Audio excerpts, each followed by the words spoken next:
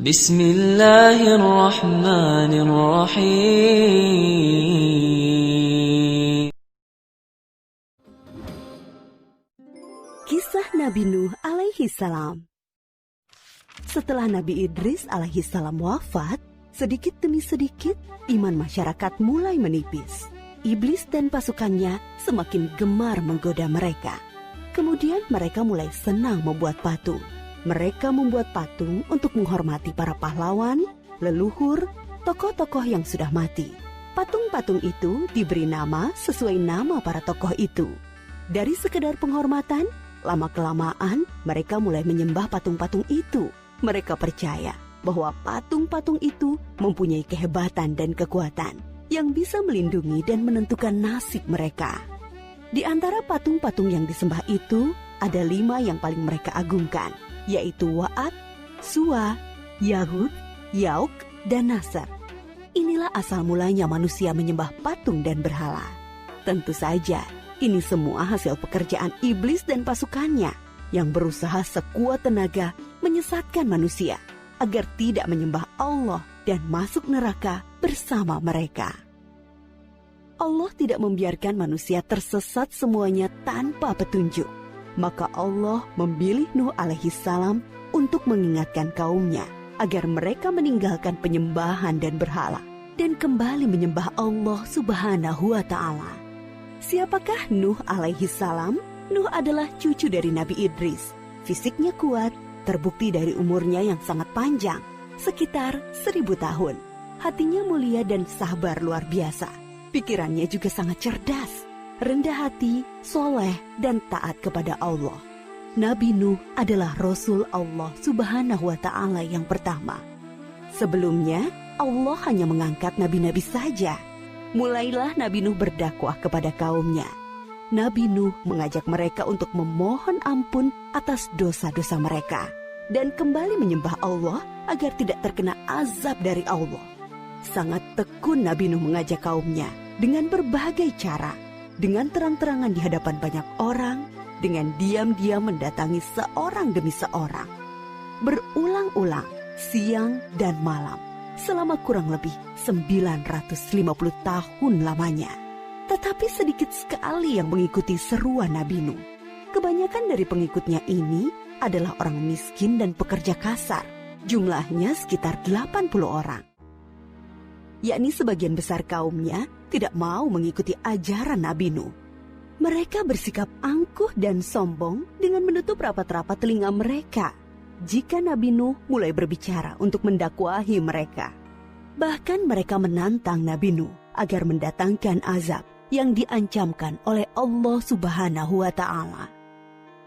Nuh, sudahlah, berhenti bicara. Percuma, kami tidak akan percaya. Sekarang begini saja, datangkan azab itu pada kami jika kau memang benar. Kami yakin tidak akan ada azab yang menimpa kami karena kelakuan kami. Kau hanya berdusta. Nabi Nuh mengadu kepada Allah tentang pembangkangan kaumnya yang terlaluan. Allah berfirman bahwa memang pengikut Nabi Nuh tidak akan bertambah. Hanya 80 orang itu saja. Selebihnya mereka semua tidak akan beriman karena mereka sudah sangat sesat. Setelah jelas ketetapan Allah bahwa orang-orang itu tidak akan beriman, maka Nabi Nuh memohon kepada Allah. Tuhanku, musnahkanlah seluruh orang durhaka itu dari muka bumi. Mereka hanya membuat kerusakan dan melahirkan anak-anak yang durhaka.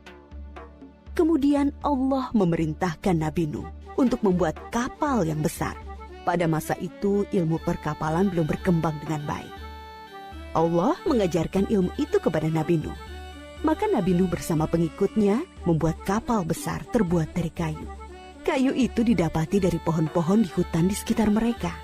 Ejekan kaum Nabi Nuh semakin menjadi-jadi. Melihat pembuatan kapal itu terasa aneh bagi mereka.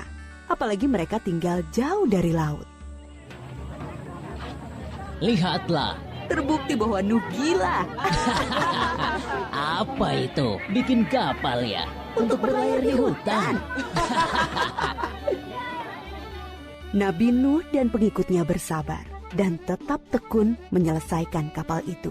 Akhirnya kapal besar itu selesai.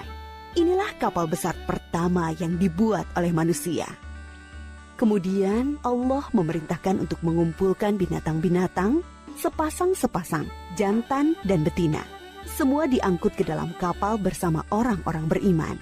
Semua keluarga Nabi Nuh, termasuk yang diangkut ke dalam kapal, kecuali istri dan salah satu anaknya, Kan'an. Mereka tidak mau masuk ke dalam kapal.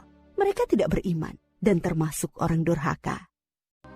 Sementara itu, langit menjadi gelap. Angin bertiup kencang, petir menggelegar. Hujan turun sangat lebat. Dari dalam tanah memancar air yang semakin deras. Juga dari dalam rumah-rumah penduduk, dari dapur-dapur mereka. Dengan cepat, air membanjiri bumi. Makin lama makin tinggi, menenggelamkan rumah, pohon-pohon, dan tentu saja orang-orang di luar kapal Nabi Nuh. Ketika Nabi Nuh melihat sekelilingnya dari atas, tampak putranya, Kan'an, sedang menyelamatkan diri dari banjir. Karena kasih sayangnya kepada anaknya, Nabi Nuh berseru, Anakku sayang, masuklah ke dalam kapal ini. Tidak ada yang bisa selamat dari azab ini kecuali yang berada di dalam kapal. Tidak ayah, aku akan memanjat bukit yang tinggi. Pasti aku akan selamat. Tiba-tiba datang gelombang besar dan Kan'an tidak terlihat lagi. Dia termasuk yang dibinasakan. Nabi Nuh sangat sedih, tetapi beliau menerima keputusan Allah. Di dalam kapal, Nabi Nuh bertasbih, memohon ampun dan berdoa tidak henti-hentinya bersama orang-orang beriman. Setelah beberapa hari, Allah memerintahkan bumi untuk menelan banjir itu. Hujan berhenti, air pun surut masuk ke dalam tanah. Kapal pun berlabuh di daratan lagi. Orang-orang beriman keluar dari kapal dengan tetap bertasbih. Syukur yang tiada terkira. Mereka memulai hidup baru tanpa gangguan orang-orang kafir yang sudah tenggelam, dibinasakan Allah karena kesesatan mereka. Kisah Nabi Nuh memberikan kita pelajaran bahwa durhaka kepada Allah dan tidak patuh kepada Rasul utusannya membuat manusia ditimpa azab di dunia ini maupun di akhirat.